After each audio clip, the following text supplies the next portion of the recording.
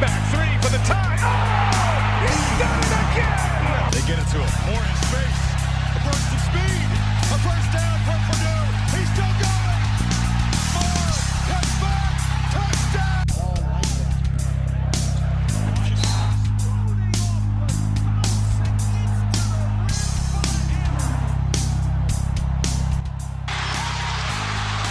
Etuan Moore.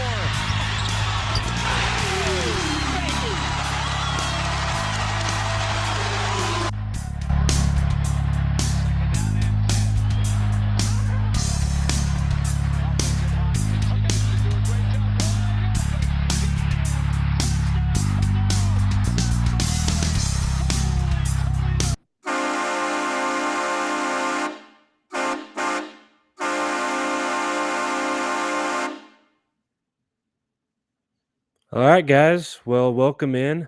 As you can see, we're running a little thin this week. Dylan is actually playing the part of the tired old guy this week. Couldn't stay awake for the podcast tonight. Damn. And Damon is still out of town, dealing with some personal stuff, but he's getting great news on some health issues in his family, and so that's it's really good to hear. And we'll be happy to see both of them back either next week or maybe in a couple weeks if we make this kind of an every other week thing during the off season. But yeah, last time we talked, it was fresh off our loss in the first round of the tournament. That was very painful, and we don't want to relive that too much, but we still want to recap a little bit of some basketball news. Nope, And, don't really want to. one of the things we want to do is just really quick go through and give each player a grade. One thing they did well, one thing they can improve on, and then just try to come up with a final consensus, or maybe just each of us our own personal grade from anywhere from F all the way up to A plus. So we're going to start kind of with guys that maybe contributed, and then finish with the big names, or at least the biggest name. So let's start with Ethan Morton, guys. Frank, what's your thoughts on Ethan this year? Yeah, I mean that's a tough thing. I mean, Ethan did a great job of doing the little things that it takes to win a game. Was always playing hard, diving on the floor for loose balls. Huge defensive asset. Areas of improvement, I mean, just consistent shooting. He was a 44% shooter last year from perimeter. That dropped to 27% this season. Only 44% on 2-point attempts this season as well. So, not a huge scoring threat, but definitely doing the things that it takes to win. If I had to give him a grade personally, I would go with a solid B. Because not everyone can be a scorer. You need role players. You need guys that are going to do whatever it takes to help the team win. And he was definitely that guy that was, helping do that. He's 6'7", he's a versatile defender, but I'm going to give him a solid B, where his area of improvement could be outside shooting consistency. Open to having my mind change, though. Chris, what you got? So I'm going to definitely say I'd probably say a B, just because the intangibles, the little things that don't show up on a box score. Obviously shooting, but he created a lot for other guys, I feel like, because it was just, he was always giving 110% running around, just being a demon. And then defensively, him and Brandon Newman both were just very active on the defensive end. So I feel like that's where he kind of made up for his lack of shooting, is doing the defensive side of the ball. Yeah, obviously he's kind of one of the many role players we have, but a more defensive mind and ball movement minded role player. And so that's where his strength was, and he definitely did a good job defensively this year. I'll go ahead and stay in lockstep with you all and say B as well. It is a known thing that his scoring's not there. He's not a great scorer. He's not going to light it up. He could. Maybe we'll see that breakout game this coming season. But I think his biggest struggle, other than scoring, is he seemed to get switched off his man a lot later in the season. That seemed to kind of cause some issues. We would put him on the leading scorer, but then they would just be able to very, very easily screen him off of him, get the matchup they wanted, and then it kind of took away his strength. And then when he didn't add anything offensively, that's when Painter had to make the adjustment and say, okay, we're going to give Newman the shot in the starting role because he's starting to get hot off the bench a little bit. And, we obviously saw that kind of worked out a little bit late in the season. So with that, let's go ahead and move on to his defensive-minded counterpart, Brandon Newman. What do you got, Frank? Yeah, this is probably the toughest pick. Brandon Newman is a guy that I'm always going to cheer for. He's had a really up and down career at Purdue, and halfway through the season, I was concerned about Brandon. It felt like he was struggling coming in the game and figuring out how to contribute. And it's tough, right? It's tough to come off the bench and get 10 minutes a game and really try to come in and do the things you need to do. He's a natural scorer. He wants to score, and you don't always get opportunities when you only play 10 minutes per game. Early in the season, he kind of forced some shots, but that kind of went away. And we really saw him kind of pick it up toward the end of the season. Like, we probably don't win the Big Ten tournament without him, without his defense, without his kind of pick six ability. He's really the only guy on the team with that, I'm going to steal the ball and take it down and score and transition really quickly ability from an athleticism standpoint. Given everything he did at the end of the season, I think I am going to give him a B as well, with areas of improvement being decision making and shot selection, but both of which improved at the end of the season, though. Yeah, that's the weird part, is because it's like, am I grading the Brandon Newman from the start of the season or the end of the season? So probably start of the season, I give him a C. End of the season, I give him an A. So it averages to a B.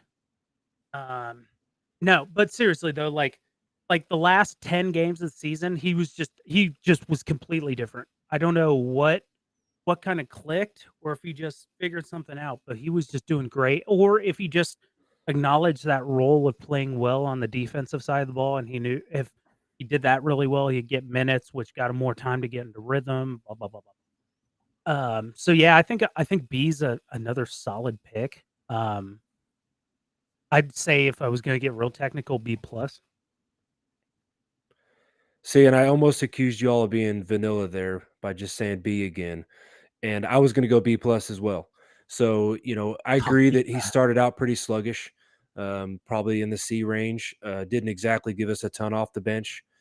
But to be able to bide his time this season and really throughout his career after the way his freshman year started, and still come in late like that and make the impact he did, was huge. And like Frank said, we don't win the Big Ten tournament without him, very likely. So for that, I think you got to at least go B plus. To say that, that's one of our big three goals, is to win the Big Ten tournament, and we don't do it without him. I got to go at least B plus to be able to have that mindset of, I'm going to finally get my call late in the season after biding my time, after staying in the gym late after the game, getting up a number of threes or free throws or whatever. I really admired his ability to do that, to come in and turn it on like that. So to segue with the ability to turn it on and make an impact when needed, Mason Gillis. We'll go with him next. Frank, what do you got? Man, this is tough too. It's hard to give Mason Gillis anything less than an A. I mean, he has the biggest motor of anyone on the team. I can't think of a better word. He puts forth more effort than anyone on the team. He has the Grady Eifert effort. Yeah, he has that Grady Eifert. That is the best way I can describe him. Yeah, and he's maybe a little bit more athletically gifted than Grady Eifert was. Not knocking on Grady Eifert. Again, we probably don't make the Elite Eight without him. Just the only negative thing I can say about Mason Gillis is, his inconsistency in shooting this season, which isn't specific to him, is something that plagued the entire team. So, outside of that, I'm going to have to give Mason Gillis an A. I mean, he makes the hustle plays. He's offensive rebounding like a madman. Yeah, I mean, he was streaky from, in shooting. He just embraces his role. He's a great low man defensively. He does a really good job of being in two places at once and knowing when to help and knowing when to close out and that sort of thing. So purely from an effort standpoint, I'm going to have to give him an A. I'm going to give him an A as well. but it's simply for the fact it has nothing to do with hustle or anything like that. I saw multiple times this season where Mason proved he was a leader.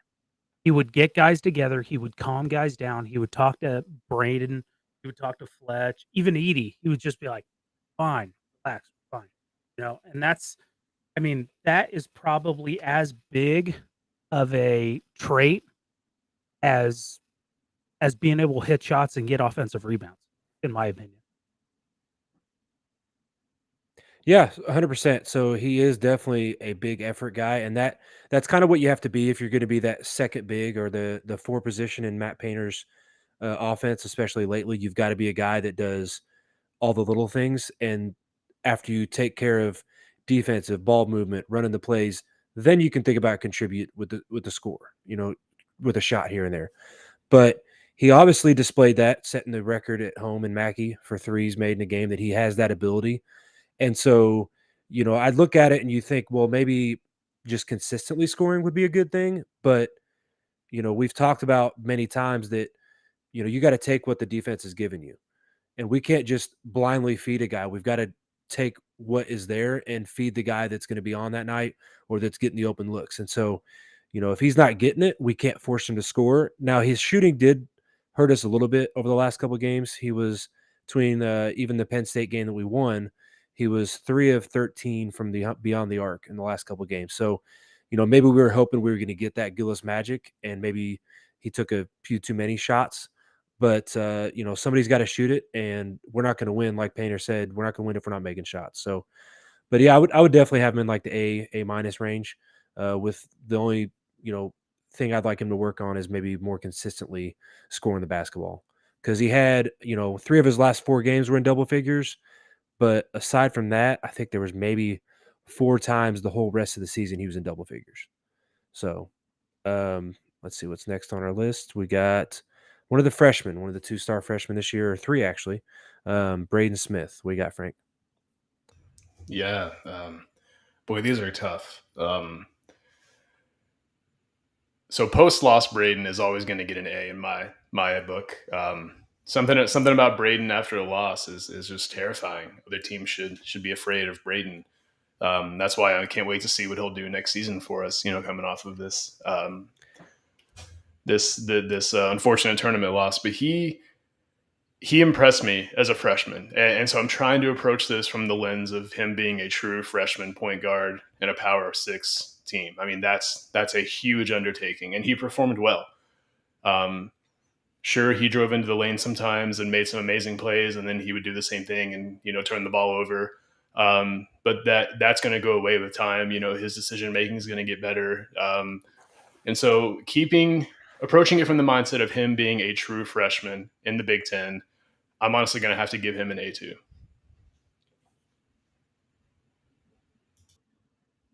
Chris, what you got there, brother? Besides winking at Dylan there. And you're muted. Dylan's got you so flustered you aren't even I know, got right? your mic on. Not even focused up. I'm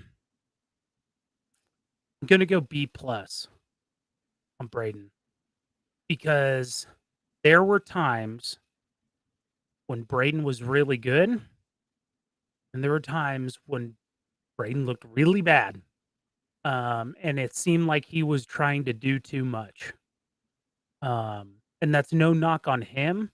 And I understand, coming from a team when you are the top dog, to having to play within a system where everybody's just as good as you, that you've kind of got to tone it back. But there is a lot of, and no disrespect to him, there was a lot of Jaden Ivey type moments where he kind of ran in and was like, "Oh, short, I don't know what to do," you know. So, but I preface that with, I think that's a great learning experience for him. We could definitely see him come out next year and be the top point guard in the country because of those type of things. But that said, I'm gonna go B plus because he was really solid some games and really not solid other games. Well, and Chris, I just want to add something to that, and that I feel like something that Braden maybe struggled with early on was trying to just establish what his role was. Him being a true freshman, we saw early in the season where he was hesitant to shoot. Yeah. He would have an open shot and he'd kind of and then pass it. And I don't know if that was, not necessarily a lack of confidence, but not knowing his role. Am I here to distribute? Am I here to score? And I think it was about a third of the way through the season, his teammates started encouraging him to shoot more, and we saw more offensive production as a result. Yep. He's a guy who his confidence shows. He's a confident guy, and I think that man, I just can't wait to see what he'll do. He'll do next season. He's going to be elite for sure. Yeah, I've got to go A with Braden, especially when you think about, like you mentioned, being a true freshman in the Big Ten, stepping in and starting from day one. And I believe, if I'm not mistaken, he and Fletch were the only two that started every single game, because even Edie missed a game, right? I think it Yeah, I was. mean, 'cause he's if sick. you don't want to count injuries, yeah, because well, it's sickness. Edie had the flu, right? Yep, yep, Yeah. yep. So, but So yeah, yeah, and he didn't really seem to hit the freshman wall the way that Fletch kind of did. So that's why I'd keep him in the A category. He definitely has some things to work on, but he's a freshman. You're gonna have that. But we're trying to stay brief here, so I know Frank wasn't going to get into all his big brain stats, but you talked about time and time again. Look at his comparisons to guys like Carson, which maybe that was Painter kind of challenging Braden to be that guy when he made that comment about we don't have that crazy quick guy that gives us that speed and that edge. So maybe Braden, post loss Braden's bad, but a full off season of ticked off Braden could be bad for everybody else, big time. So I would have him as an A. Let's see, Fletch was next. So the other true freshman started every game. Fletcher Lawyer, Frank, we got. yeah. Fletcher is another tough. I mean, these are all tough, but Fletcher is particularly tough in that it's hard to parse out what was how much of his struggles later in the season can we attribute to his injury that we really don't know much about. We know it was a calf injury, but we don't know how much it affected him, how long it lasted, when it happened. So it's hard to discern what was a calf injury and what was just a freshman, wall, so to speak. I think, given the fact, also approaching from the lens of he was injured the second half of the season, we don't really know, to what extent he took 181 threes, which is insane. I mean, I would not have thought it was that many. I would have thought around 140 or so. Took 181 threes. I mean, you think about the Nebraska game, he took over that game. His ability to attack closeouts like he did early in the season, um, even with his late season struggles, his decision making was good. He hardly ever took shots that I complained about. I'm gonna have to give him an A. Gonna have to give Fletcher an A. I'm gonna go another B plus, just for simple fact that early in the season he was really good at attacking the closeout, and it seemed like the back half of the season when he wasn't hitting the threes, he got away from attacking the closeout. I just didn't see that drive and push like I did. That said, it's hard to tell, and Frank, I think it's the same thing. It's just hard to tell what kind of he had going on with the calf injury and all that other stuff. So I think it's splitting hairs, but I'm gonna stick with the B plus because I think that he got away from some of the stuff that made him successful early in the season against Lake Duke, Gonzaga. Yeah, so if it wasn't, and strange enough, if it wasn't for Fairleigh Dickinson, I think the grade would be much different for him for me, because his last 5 games he didn't make more than one field goal. Or actually, I say that 4 games, 4 games. So he was 0 for 4, 0 for 5, 1 for 5, 1 for 6 going into Fairleigh Dickinson. And he was actually probably the only guy that was giving us some shots when we needed it to kind of stay alive. He did go 3 for 8 from beyond the arc, 4 for 10 overall, and hit a couple free throws. His only 2 free throws. So, I think it's hard again as a freshman, Oh, true freshman in the Big Ten, but when your strength is shooting and shooters can be streaky, trying to manage that head game as a freshman is tough. But he did bounce back a little bit there at the end, so I'm gonna keep him in the B plus to A minus range there. So our next guy up for Frank is Caleb First. We got Yeah, when I think about Caleb First, the first thing that comes to mind, the first thing that comes to mind is the Davidson game. I was at that game. I had really good seats, but for anyone who doesn't remember, I mean, we were struggling to score in the first half, and We weren't shooting the ball well, and then all of a sudden, Caleb First goes off in that second half. Caleb First is given 100% on every play. He's rebounding well. His offensive rebound, he's the second best offensive rebounder on the team after a guy named Zach Edey. I think the biggest issue with him has just been a lack of exposure, and that's nothing on. He hasn't done anything wrong. It's just we have a traffic jammed of a front court right now, and have basically his entire career. And I think he's kind of a tweener, right? Is he a 5? Is he a 4? He can play both positions. I think in a preseason interview, he said that he kind of wants to gravitate more toward playing the 4, which when you're on a team with Zach Edey is usually going to happen. I'm going to give Caleb First a B. With his biggest area of improvement is just going to be offensive consistency. And I would like to see him look to score a little bit more. He's been more of an opportunistic type scorer, but you're not a top 100 player if you can't score. I mean, he's 6'10", he's athletic. I'd like to see him just look to score a little bit more, personally. And that could be a schematic thing as well, but I'm just going to say that's my one area of improvement for him. Yeah, I'd go with a B too. I think just be more aggressive. Sometimes it felt like he was just kind of there. Just God damn. Yeah, family program, like Dylan said. Careful there, Chris. Come on. Sorry, I'm all thrown off now. Caleb I'm going with First. a B. Forget it. Yeah, I kind of agree with Frank that he's obviously a talented guy. Top 100 player, was on the same Team USA with Jaden Ivey in the same tournament with Zach Edey. And so he's obviously talented. He can score the ball. He can do a lot of things to help the team out, but he needs to be a little bit more aggressive, definitely, to get his shots up and get his chances, because he can score. He's got the ability, and he plays very, very well at the 4 with Edey. And so if he can find a way, which is tough on a team with Mason Gillis and Trey Kaufman-Renn and possibly Camden Heide next year as well. That's easier said than done, and we don't know how things still might sort out. The transfer portal's already got a lot of action, and we're not seeing anything from Purdue's side, but you never know, what can happen later after the draft process and everything goes down. So, but yeah, I would have him kind of more as like a B-, because he definitely showed a lot of energy and a lot of grit in doing the small things, but at the end of the day, we got to score more points. So you got to find a way to help get the ball through the hoop too.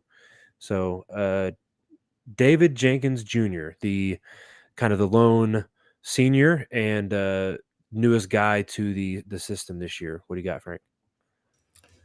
I'm going to call him the late shot clock assassin. He's another guy that we probably don't win the Big Ten tournament without.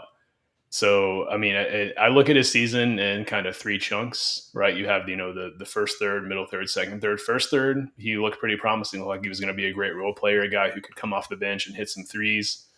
And offensively, he kind of disappeared from a scoring standpoint in the middle of the season.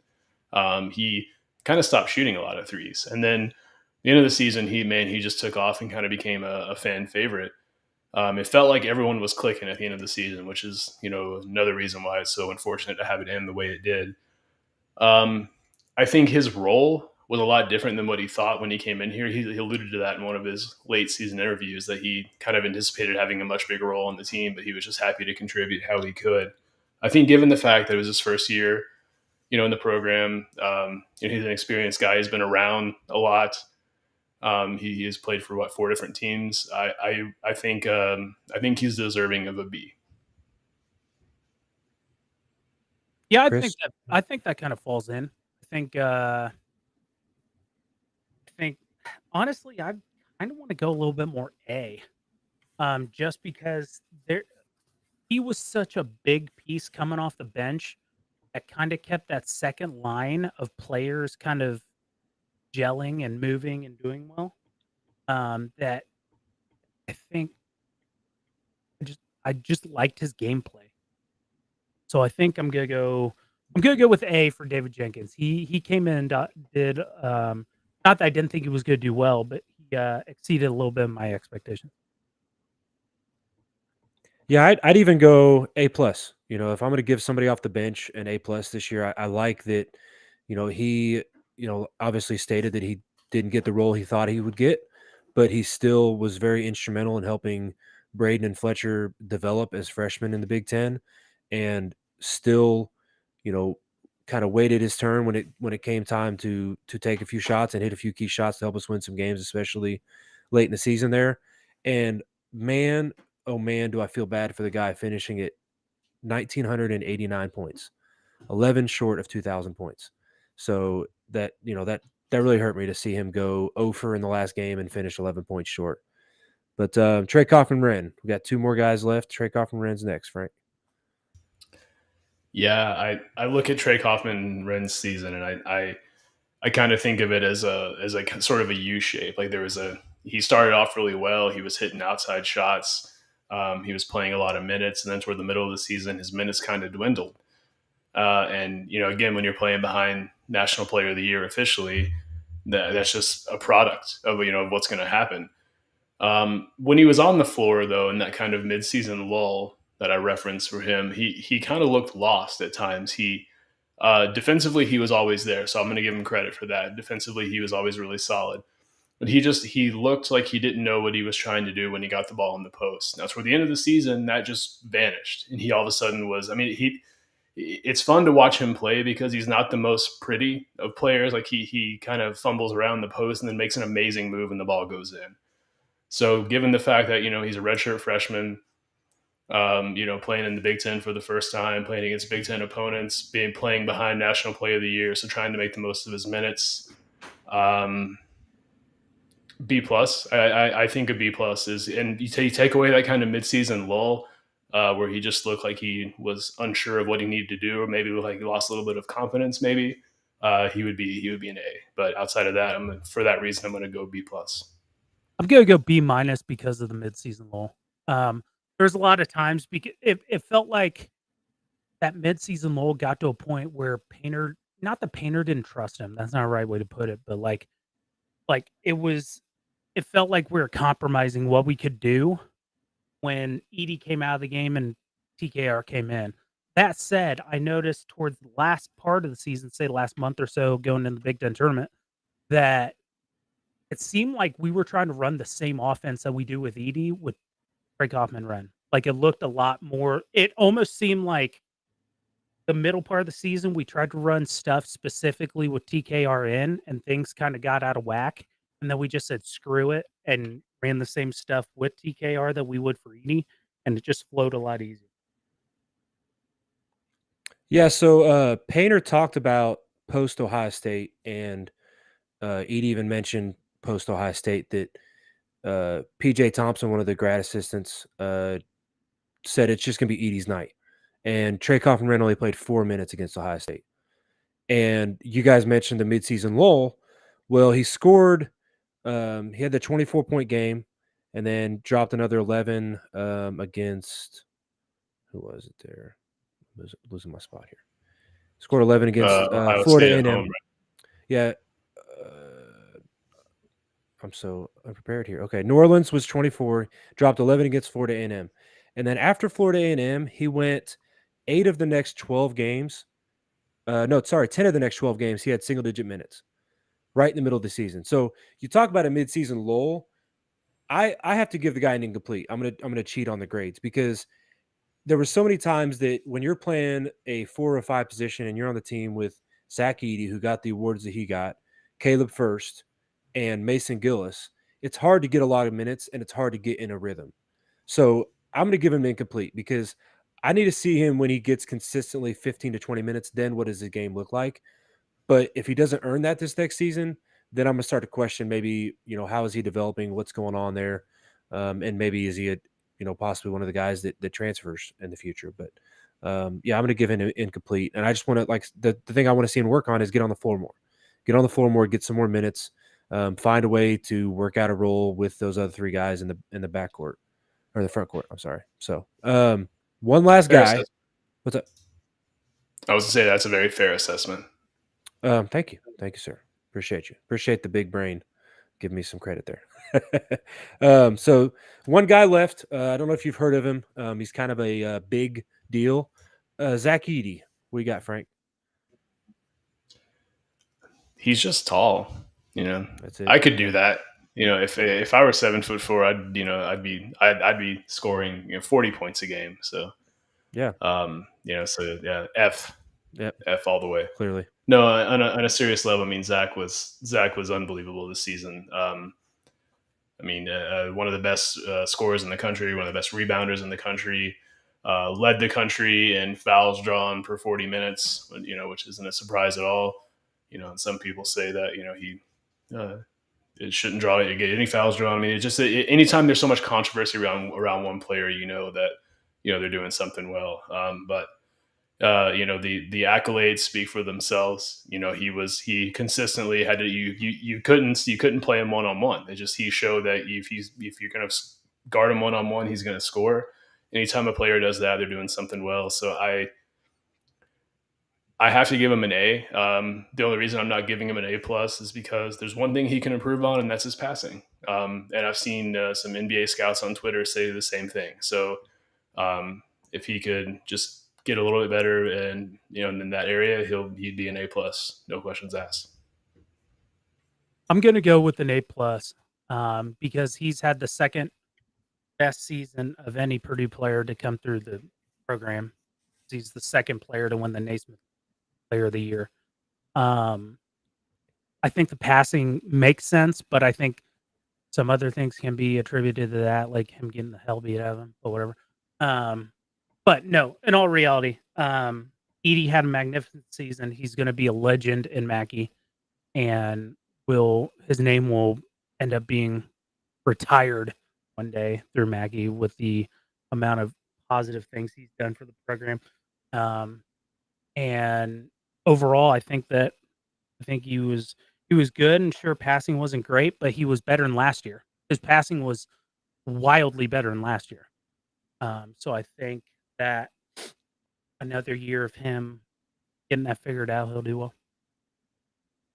Yeah, so he just for those that want the recap, he took home the Phil Knight Legacy Most Outstanding Player, the Big Ten men's basketball tournament most outstanding player. Man, struggle with words. Big Ten men's basketball regular season player of the year, the Kareem Abdul-Jabbar Award, the Pete Newell Trophy, the Sporting News Player of the Year, AP Top 25 Player of the Year, the NABC Player of the Year, the Big O Oscar Robinson Trophy, the Naismith Player of the Year Trophy, and the Wooden Award. So quite the laundry list of awards there. I'd argue that might be the best season in Purdue basketball history. And if he comes back, I think Dylan mentioned the amount of bronze that it would take. So we need to start raising money for that bronze statue, because if he comes back, there should be a statue of him on campus somewhere for sure. And I don't know how you don't give that an A plus. He could work on his passing, maybe work a little bit more on the movement defensively and not, rely as much on the drop coverage. But to have all those awards and be only the second guy in Purdue history to really even come close to that kind of a list of award is got to be an A plus in my book. So with that said, let's talk a couple more basketball things. What were you guys' thoughts on kind of how the tournament ended? I know some of us still tuned back in. I know it's kind of a fan thing to tune out for a second and then tune back in for maybe the Final Four or the final game. But what were y'all's thoughts? I think you're muted, Chris. It was just a lot of fun. I think the whole tournament was just kind of saw the parity in college basketball this year. I attributed a lot of that to like transfer portal and stuff like that. But I think I like the way the tournament's going, because you're starting to see it move the last handful of years towards that parity and anybody can beat anybody type, and it makes it even more impressive because of that when teams win the tournament, because it is, I mean, you've got to get lucky for 6 games. We saw a lot of really good teams, Bama, Houston, Texas, Purdue, all of those teams that got beat when they shouldn't have. So I think it's just playing the game. Yeah, first time ever without a 1 seed in the Elite Eight. Yeah. But I think the more chances you get, the more opportunity there is to get to the Final Four too. I think that's why Painter's consistency in getting to the tournament and at least having a chance, because if you're not there, you don't get a chance. So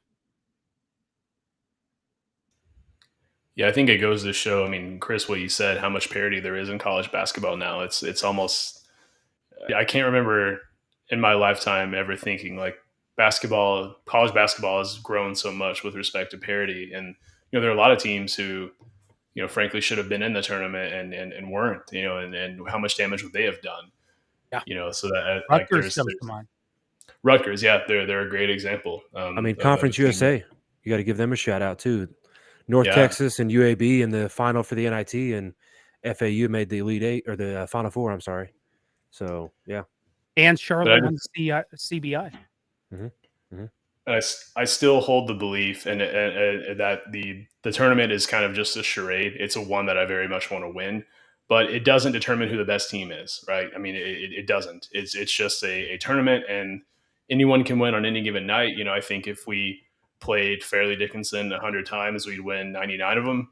It just wasn't our night that night. But I think the fact that we had a 4 seed and a 5 seed in the championship game is a pretty cool thing. First time Uh, ever.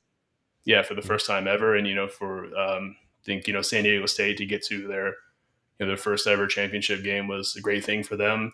Yeah, what, Um, 3 of the 4 teams, it was their first Final Four overall? yeah, hmm and I saw it announced this morning from CBS that UConn is officially a blue blood.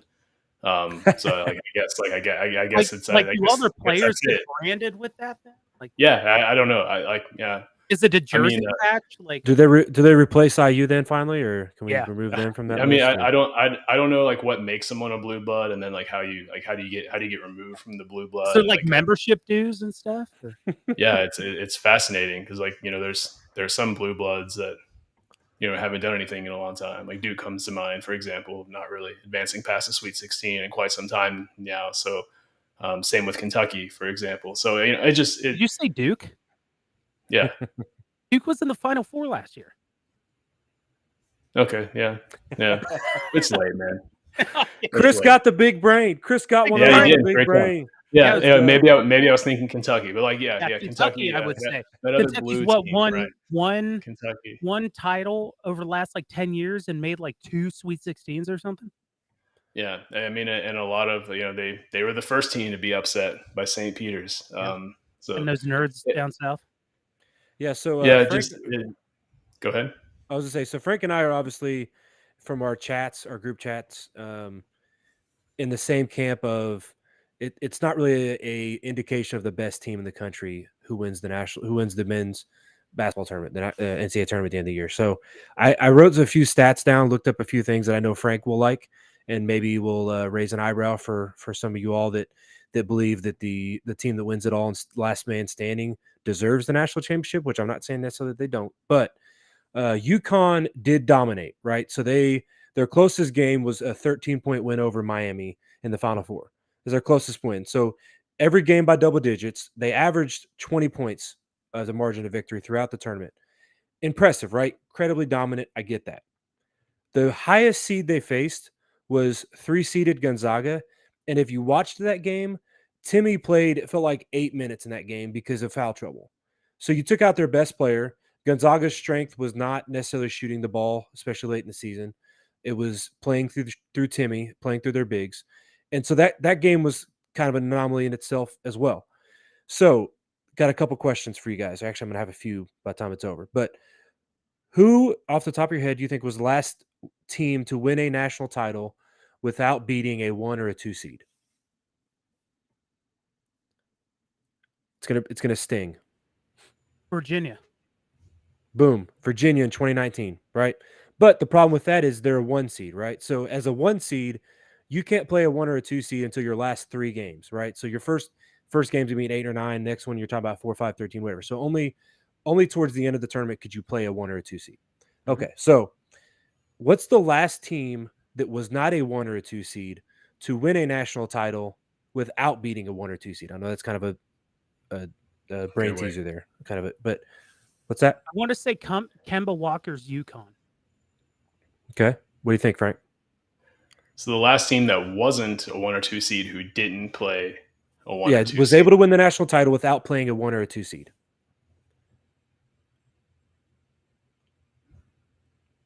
I have no idea. I mean, Chris's guess is as good as a good one, but So- Yeah, it was a good guess, but it was a trick question. It's never happened. Ah, Okay. It's never happened. Nerd.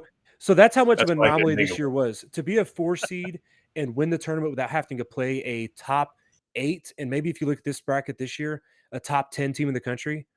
To me, that's another example of it's not necessarily an indicator of the best team in the country winning the tournament. Yeah. Because you don't even play one of the top 10 teams in the country and you're able to raise a national title banner. So Well, we even there, talked about the year that Purdue lost to Virginia. Like, if we'd have made it to that Final Four, yeah, it was set up beautifully. yeah, Virginia was the only 1 or 2 seed in that Yeah. Final Four. Because it was Texas Tech, UMBC, and somebody else. I can't remember. Well, we would have played Auburn if we'd beaten Auburn. Virginia, That and was the third one, yeah. Auburn's best player had gotten hurt. Yeah. Yep. But also one interesting thing about this tournament, UConn actually finished as number 1 in KenPom. Yeah, I saw that. So They had such a weird like U-shaped season. Well, and Ken Palm, those are secret formulas, so they could have been manipulated just to make them look, be like, oh, look, see, my formula is correct. They're the number 1 team now. But so I got Well, 2 more questions. I think that's an area of criticism for a lot of people who question KenPom is, like, well, if your rankings are so good, like why doesn't why was the champion last year ranked 15th or something? Again, it's because the tournament doesn't determine who the best team is. It's all about matchups and whatnot. Well, and guess who else was higher on his list? A couple of the teams that you maybe should have seen coming. If you were filling out your bracket, you could have won some money. San Diego State and Florida Atlantic were top 20 Ken Palm teams. They're both top 20 teams. Yeah. I mean, Arizona's number 11th. They lost their first game. Yep. Creighton's on there, 12th, and so that's, it's crazy. I mean, because San Diego State was ranked 14th in KenPom. So, I mean, again, it's like you look at these, it's like, oh, they're a 5 seed. It's like you just because you're a 5 seed doesn't mean you're not a good seed. That's why Purdue's potential second game was a terrifying game. Florida Atlantic or Memphis. I mean, we saw how far Florida Atlantic went, and Memphis, they're 20th in KenPom. Mm-hmm. Mm-hmm. So we also talked about some awards, more Big Ten themed. National Coach of the Year did go to Shaka Smart. So obviously, us beating them early in the season kind of turned their season around for them and got him that award. So Purdue gets credit for that. But Coach of the Year is supposed to go to the best coach of the year, right? Best coaching job of the year. Player of the Year goes to the best player of the year, right? And the NCAA tournament's supposed to be, the national title, right? The national champion. So in the last 40 years, how many times has the Coach of the Year won the national title in 40 years? How many times do you think in the last 40 years? 7 times. I'm going to guess low and say 2. You were on the right track there, Frank. It was 0. Okay. 0 times in the last 40 years. So again, for the fire painter crowd, the most prestigious coaching award that you can get, 40 times we said, hey, this is the best coach, and not one time in the last 40 years did he's the banner. The last coach to do it, any guesses though? Because it has happened. It has happened. And it was a pretty historic season. Wooden? Mm-mm. More recent, which Knight. sounds weird to say. Yep, Bobby Knight. Yeah, 76. Like the undefeated team. Yep. Yeah. So, what about players? Any guesses on players that might have done it? Player of the Year who are also champions. Mm-hmm. So I won't make this a trick question. I'll give you a little bit of a hint. So it has happened 4 times, 3 times since 2000, and then 1 in the early 90s. I want to see if you guys can come up with any of these names. There's some pretty iconic names. Yep, Jalen Brunson was the last one to do it in 2018. Nice, Jalen Brunson. Anybody else? And then in the 90s, you said? Well, there's 3 since 2000, and then 1 in the early 90s. 3 since. Think Blue Bloods. We were talking about it earlier. Thinking like Anthony Davis. Yep, Anthony Davis, 2012. He was the last one before Brunson. So, any more guesses before I tell you the last 2? Kemba? Mm-mm. I don't know. Shane Battier, 2001, and Christian Laettner, 92. Battier played for Florida? Duke. Duke, okay. Yeah, I thought he was Duke. Yeah. I don't know. Yeah, Florida won in 08-09. Yeah. Okay. Yeah, so that's kind of I think what we got for basketball wrap up. I'm sure we'll talk about a little bit more through the off season and maybe even get a guest or two on here to talk basketball. But Purdue fans are probably pretty happy to turn on to another sport after the way basketball ended.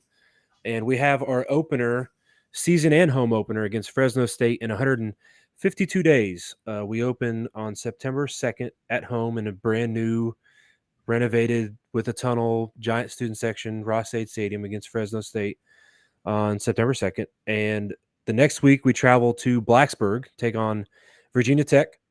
Then we have Syracuse at home, September 16th. And then the 23rd of September, we open our Big Ten play with Wisconsin at home. And then the next week, Illinois is at home as well, September 30th. October 7th, we travel to Iowa for our first Big Ten road game. October 14th, the next week, we return home to play Ohio State. And then we have our first off week. So that's what, 7 games in the season. Then we get a bye. We return from our bye to Every year. travel to Nebraska on October 28th. And then Michigan the next week at Michigan on November 4th. And then return home November 11th against Minnesota. Then at Northwestern on the 18th, and then, of course, close out the season on the 25th of November against IU.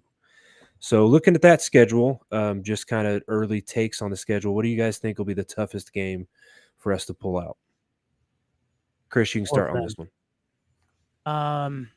So obviously Ohio State, Michigan, for various reasons, are both perennial national powers.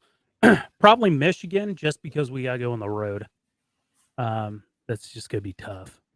But Ohio State's amazing, but we play them at home, so it's kind of two sides of one sword there. Yeah, probably those two without doubt. Yeah, I'm gonna have to agree. At Michigan, tough place to win. Not impossible, but definitely a tough place to win. And we've done it, just not a lot. Yeah, so, I mean, off the Big Ten championship game, I actually feel okay about our chances against Michigan. We did play with them for 3 quarters, and I know it's a different roster, but, the guys that are on this roster are going to have a mindset of, we want revenge for the Big Ten title game. Where we're going to be ready to play because it's on the road.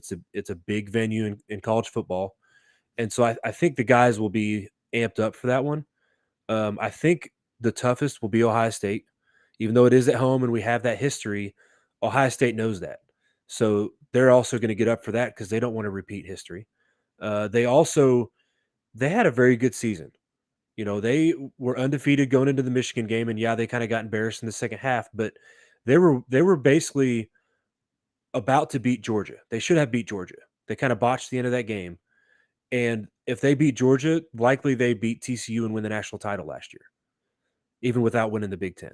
So I think Ohio State's going to be the toughest game. An honorable mention to me goes to Fresno State. I know we mentioned, I think before we came on, that it should be a game that we win, but it's our first game under a new head coach. So a lot of things to work out there. And then Fresno State actually has a new offensive coordinator. So I did a little bit of research on that. They had a good year. They finished 10-4 last year, finished with 9 straight wins, and actually finished ranked. They finished ranked 24th and top 25. So it's not going to be, I think, as easy a game as maybe the casual Purdue fan might think when they just see Fresno State on there. They're a top 25 program last year. So I think will that's say that I would not be surprised to see Purdue Michigan be a night game. Yeah. Being that it's a replay of the Big Ten title game. Especially depending on how we do, it's a November game. Probably won't be a night game because they'll be dictated by. Well, it's not dictated by ESPN. Mm-hmm. Yeah, no more ESPN. Let's go. Oh no, it might be a night game. Who knows? It definitely will probably be a 3:30 game because Michigan. Yep. Sorry. So 9 Big Ten games, of course, as always. 2 of our 3 non-cons are Power Fives as well. So I don't know if there is one on there. Both ACC. Yeah. So if there is one on there, what do you think is the easiest game, or the one that you would think, if I have to put the house on us winning this game, what do you think it'd be? Say Virginia Tech. Yeah, that's really at Virginia Tech. That's tough. I mean, They did have a bad season. I think they were 3-9. There are no easy games on this schedule. There are no easy games on our schedule. I mean, we don't have that I'm gonna Eastern Michigan. make a maybe I shouldn't, but we don't have that IU style schedule. Where we're Oh, going to play uh, three FCS schools and then claim we should be ranked Are and then get embarrassed come Big Ten are you play. talking about IU or the SEC's non-con when they play yes. like Samford and Coastal Carolina Tech? But And I mean, Fresno State should be a win. I don't know if it's going to be an easy win. It's going to be Walter's debut. All eyes are going to be on him. We're going to get to Stadium. see an entirely new staff. A post Aiden O'Connell era. A lot of guys have left. No Charlie Jones, no Payne Durham, no King Doru. A lot of guys going to the draft. Jalen Graham going to the draft. Corey Trice going to the draft. There are so many unknowns. But knowing what I know about Fresno State, that's a game we should win, and I don't know how easily we win that game, but I think that's the easiest game that we're going to play because we go right to Virginia Tech and then Syracuse at home, and then Wisconsin at home. I mean, it's tough. I mean, I would not be shocked if we start 1-4. so I'm gonna go actually with IU at home. I know it's a rivalry game. I know you throw records out the window, but You said non-con. just the easiest game throughout Oh, the season. oh I was my just God. I was breaking down that 2 of our 3 non-con were Power 5. I'm sorry if I misled Oh, you. yeah. But yeah, I think IU at home just because obviously we have the upper hand in that rivalry historically, and we're at home, but we're also going to be 12 games into the Walters regime. So I think that by then we've got some kinks worked out. And to segue into what we're going to kind of talk about next is kind of player stats and bold predictions. I think Hudson Card. Here's my bold prediction. Ready? Hudson Card is the player of the year in the Big Ten. How's that for bold? So yeah, I think he's cooking by that point in the season. I think he's cooking. So what do you guys think for player stats? Who So you're watching? Any bold predictions? So here's a follow up to that. Who is he throwing to? Everyone. Yes. Okay. Brock Thompson, Yeah. Garrett Miller, Maccabee out of the backfield. Dylan Downing is going to be using the passing game. Tyrone Tracy. He's going to be using everybody at his disposal. And he's going to have to kind of spread it around because we don't have, at least not yet, a top option emerging. But he's a mobile guy. Rice. So, Rice. Yeah. Really like seeing what Rice did toward the end of the season. And too. I mean, Paul Pifferi, I know he's a QB convert, but I think he could contribute as well. So, what do y'all think? Cam Allen's your player of the year, Frank? Is that your? I mean, I hope he is. I hope he's player of the year. I'll take it. I yelled at Cam Allen a lot this year. Someone's gonna have to step up in the secondary after losing Corey Trice. I said it all season that he's an NFL player, and now he's projected like a 3rd round pick. Yeah. So what did he run, like a 4.47 in the combine? I mean, I will say Nick Carraway gets double-digit sacks. Okay, I like it. As far as positions or position groups, I will be watching. Frank kind of alluded to it. I'm going to be watching the defensive backs. Right? Historically, especially over the last 10, 12 years, we've been driven nuts by our defensive back play. Other than the guy that you mentioned being drafted in the 3rd round. And we did have, Anthony Brown got drafted. We had a couple guys that make it to the league. But as a whole, I think we can all say we've been pretty frustrated with, if we play press coverage, we get beat over the top for deep throws. If we lay off, then we're just giving up 10, 15 yards every single play. So can we turn around our secondary to actually have the support to give our pass rush time to get to the passer and give Nick Carraway that chance to get double-digit sacks? Because that's his specialty, right? The guy, he's defensive coordinator of the year last year, or coordinator of the year as defensive coordinator, and, bragged about having 2 of the top 10 DBs in the draft this year. So are our DBs going to turn it around, or is it going to be more of the same? Position. And that's why I'll be really curious to see how the guys who have been on the team for a while, like Cam Allen, like Reese Taylor, respond, under him. And so that will raise the question, was it the coaching or was it the players? But I truly believe that there is no one better in D1 right now to coach secondary than Ryan Walters, and he believes that too, which is what I love about him. Like, he has no shortage of confidence. I will say the position group I'm looking at the most is offensive line. We've lost a lot along the offensive line with transfers, graduates. I really want to see how they gel together. Because they showed flashes. We had a really good sack percentage last year, and I mean overall the offensive line was really good, but we just lost a lot of stuff. So over under 3.5 picks for Cam Allen, Frank. Ideally, this would be my ideal under, but his coverage as a whole and his tackling get better. So like 2 picks, but like 25 pass breaks.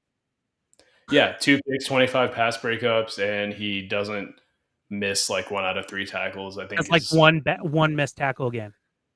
I Okay. think his missed tackle percentage was around like 30% this past season. It was tough.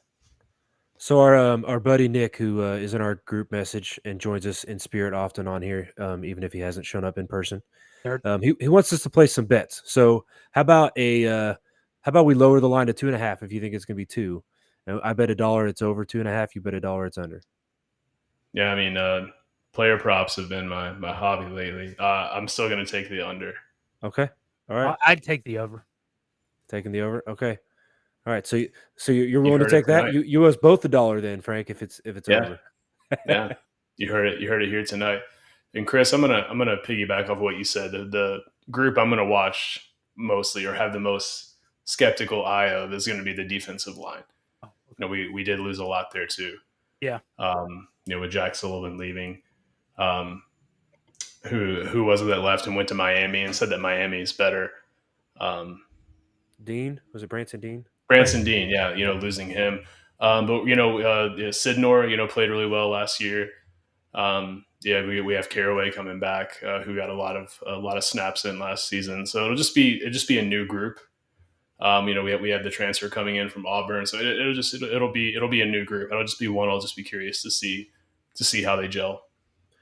I think you'll definitely see some surprises. You know, Walters talked about confusion on the line, right? Mass confusion.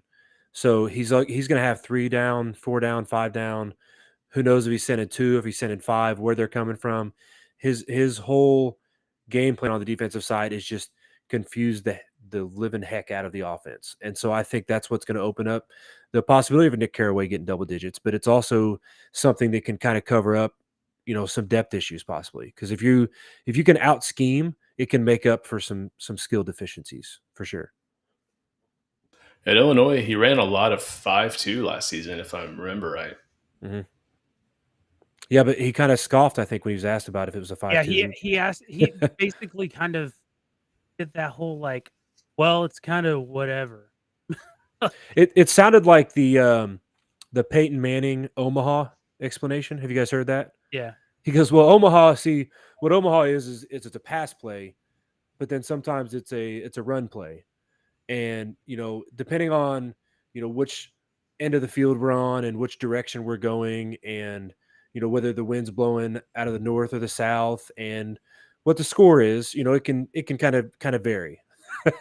So yeah, at the end of the day, I don't think he's going to really want to be pinned down to what is the name of his defense because he wants to keep people on their toes for sure. So the last question that Nick posed to us that he wanted us to talk about was a dream home and home matchup in football. So who would your dream home and home be with, y'all? I am gonna say Baylor. I don't know why. Okay. I just like their uniforms. I like their school. I kind of like just what they're about. They're kind of like a lunch pail mentality. And I don't know. It would be fun for me. I've always wanted to go to Texas. I was really curious to hear why. It really is just like totally personally. Like, so mine, Mine's gonna exhibit some bitterness here, but Louisville. I'm gonna have to Ah, go. Like That's I, possibly what I was gonna pick. I was waiting to hear. yeah. Well, I mean, I like Frank, we would be at going to that Louisville. game. We would be Oh yeah, going. for sure. Yeah, I live. oh, I, I'd be going. I I'd live be 10 going. minutes away from Louisville Stadium. I'm gonna be there. Yeah, but that's. I mean, I don't think their fan base would necessarily think it was that big of a deal. But man, No, they'd the come in sec expecting to win by 20 points and get rudely awoken. that's true. They are a college football powerhouse, as their fan base will let you know. But man, the moment that Jeff Brom and Brian Brom and Ron English, marched onto Ross Aid's field, the intensity would be pretty insane. I And mean, so the I would intensity. love to be present for both games. Yeah. I think the intensity for the Syracuse game this year is going to be hyped. I could only imagine what it'd be like for that.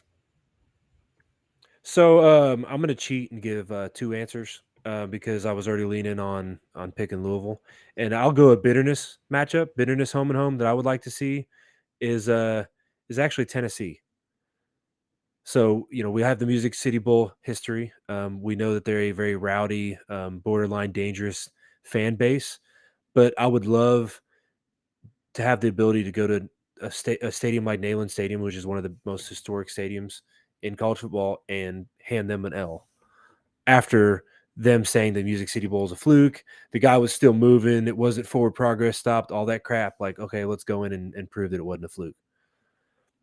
If I had a dream home and home, like if I wanted to travel to see us play this game, um, I know we're going to possibly see it here soon anyways, but UCLA, to go see us play a regular season game in the Rose Bowl, I think it'd be pretty cool. Yeah. I'll be honest, like the kind of like the other dream one I thought of too, and I liked it because we've done it before, was Oregon. Yeah. I liked Oregon a lot. Those were both. I think we lost both those. Right? Weren't they pretty tough losses? Pretty Yeah, close. we lost the Yeah. one like by like 6 inches and lost the other one kind of not blown out, but Yeah. I almost said Notre Dame just because I missed that. yeah.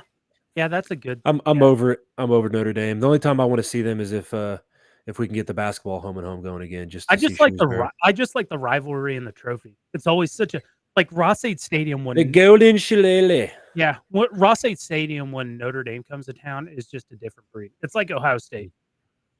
Yeah, I remember like, as a kid that was always the game that we went to. Like that was like I'm I can as 8-year-old me, if you would have said who's Purdue's rival, I would have said Notre Dame. Like because like growing up, like that was the football game that like you dropped what you were doing, TV's on, and if it was at Purdue, like family was going up. Like that was the game that that we you always went to. That was like the Well, big game every year. you're burying the lead, and that's the fact that IU wasn't a rival in football, so you couldn't get Yeah, up to that game. yeah. So I since didn't we're become a only basketball fan until later in my life, but yeah. we're an hour and 3 in, we usually go longer than this. So let's do a dream home and home in basketball, maybe a couple. Who'd you guys like to see? Kansas. Ooh. Nice. Kansas, and then my second one, UCLA, which is going to happen. But I think Right. just the connection between UCLA and Purdue, I think it's fun.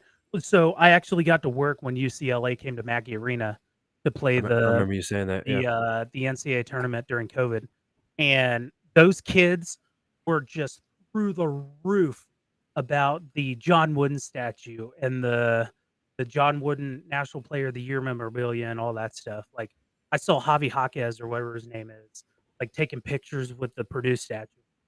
It was actually really cool, and I think I think that since they're coming into the conference will be a really fun. It could actually almost turn into a rivalry because there's so much history. So this is I've been thinking about this since you asked that question. I wasn't prepared for this one, and that's okay. But I'm actually going to go with Tennessee with this one. Hey, there you go. Because I mean, we have the disputed, that shouldn't have been a win game with both fan bases Yep. now. Yep. And I just think, man, that would be a grinder of a game. With Tennessee's, I mean, they're 3 seasons in a row now where they've just had trouble scoring, but they are lights out on defense. just I would just love to see the Painters offense against Tennessee's defense. And I mean, yeah, that's as you said, a borderline scary fan base. So not a game I necessarily want to go to, from an away game standpoint. But yeah, that'd be a really um, fun home and home with Tennessee. Yeah, so then I would almost flip flop you and say Louisville. Just Okay. being close to here, having seen them play in the Yum Center, and wanting to exercise some of those demons. I would like that, but right now it doesn't look like that'd be much of a ball game. So I would maybe shift to Kentucky and say it would be fun not just to have a home and home against Calipari and the history of Kentucky and being a blue blood, but there's also the factor of getting it done when IU can't get it done. To get a home and home with Kentucky and IU wasn't able to get a home and home, like that would be just an extra little salt in the wound of the rivalry there. I think that'd be cool to see. I actually I have a really original idea that no one's ever thought of. Okay. Florida State. That's one that. Damn, that sounds like an awesome Yeah, idea. yeah. A home and home at Florida State, man. We 'Cause play that's what Florida fans State one want. more time, I'm going to Yeah. snap my own neck. Oh, the Big Ten ACC is officially done, right? Yeah, it's done. Yeah. So we no longer have the Indianapolis event that used to happen, whose name escapes me right now, but Crossroads Crossroads Classic. Classic. Crossroad Classic is done, and the Big Ten ACC is done. I would imagine something similar gets worked out here in the near future. Maybe not Big Ten ACC, maybe it's Big Ten SEC. Obviously, the SEC is emerging as a little bit of a basketball conference. Maybe Big 12. Big 12 is a pretty strong conference, and I know Fox has got ties there. So those kind of events do great for ratings. When you have 2 or 3 nights of Power 5 matchups early in the season, they're going to want to get something like that going again, for sure. So I wanted to say this stat. I think a couple weeks ago when we were talking post tournament and kind of the March Demons, and I didn't know if you guys were aware of this stat. So I think you guys know of certain curses in sports, like the Cubs curse with the World Series, how that lasted as long as it did, and certain things that had to be exercised via superstitious or whatever to get it done. But do you guys know the history behind IU's first national championship? Really? Okay, so this is gonna be fun. So the first national championship that IU won, they were second in the Big Ten to guess who? Us, Purdue. And as Walter talked about on the show, the NCAA tournament wasn't always a 64, 68 team field. Often it was a very small, maybe 16, maybe 24 team field. And at the time that they first started the NCAA tournament, the NIT was still going on. And they were trying to keep that alive. And so that year, I think it was 1940, they invited Purdue. We turned it down. We said, no, we're not going to go. Even though we beat IU that year, we won the Big Ten. IU accepted our invitation, the Big Ten's invitation, and went on and won their first national title. So that might be our curse. That might be the curse of, hey, we had our shot in 1940. And so the NCAA attorney God said, not going to happen then. We got to think. That's Interesting. how did you find that, first of all? I actually didn't even find that. It's just an old story that I remember hearing and looked up and corroborated. And it was just, it was an interesting piece of history. So I was that kid that when I was in middle school, high school, growing up, I lived and breathed Purdue sports, and so I was often reading books on it. I even did, I think, my 11th grade thesis statement. Our English teacher said you can literally do it on anything, so I did it on the revitalization of the Purdue football program by Joe Tiller. So I forget the exact statement I used as far as my thesis statement goes, but I basically just documented, and at that time I think it was 8 years in to his time at Purdue, so he'd gone to 8 straight bowl games to start his tenure, and at the time we had gone to 11 total as a program. So I basically went into like every game, every season, who he recruited, what happened, and so I dove pretty deep into Purdue history back in the day. So I remember hearing that at one point. That's amazing. Yeah. So anybody else got any thoughts, concerns, criticisms, complaints? I got nothing. I think it's worth. I just want to mention for anyone who didn't hear Painter's interview with Andy Katz. Um, Go check that out. During the Final Four, where Painter was pretty blunt about what needs to change within his program. He said he's tired of losing to the same team in the same way in the same game, in the tournament every year. And so he sounds like he wants to start recruiting more speed and athleticism, which is something that he tried earlier in his career. Ronnie Johnson comes to mind. Those type of players, and maybe we just didn't get the right type of athletic guys. But Yeah, I think he tried to recruit star guys that were speed and athleticism instead of recruiting speed and athleticism to fit the. Yeah, so if you guys have been following social media the last couple weeks, like we have, I don't think Miles Colvin makes us less athletic. agreed, yeah. But how So much will he be able to contribute? His first year. TBD. It may be a lot. yeah, But right now there's some names popping up with some guys we're talking to in the transfer portal. hmm Quest Glover, Davion McKnight from Western Kentucky. Those are both guys who are kind of pick and roll, take the ball downhill off of a ball screen, type of players. So it's clear that he's identified the type of player he needs for his roster. He wants an experienced guard who can get to the rim, and both of those guys are really really good at the line too. They're both around 88, 89% at the line and get to the line a lot. hmm So I know everyone's going to want a big name. There's a lot of big names in the transfer portal right now, but odds are we don't end up with one of those, if I had to guess. The other part of you talked about how much he might contribute right away in Miles Colvin. He also has played a lot of the programs that have been going on, and so he's definitely played with the level of talent he's going to play with in the Big Ten. So I think there's a good chance he can come in and contribute right away as a true freshman. But I don't think it's. I'll even say this to be kind of bold about it. I think it's either he redshirts or he contributes. I don't think there's any in between, and that's I guess maybe not saying a lot because that's kind of Painter's his roadmap for players coming in is if you're going to contribute, we'll let you play as a freshman. If you're not, we're going to try to get you to redshirt because you're going to contribute way more in a fifth year than you are as a freshman. Well, there's an interesting player that he pointed out in that interview as being on the roster already, and that's Cam Heide, Mm-hmm. who he said adds a lot of athleticism.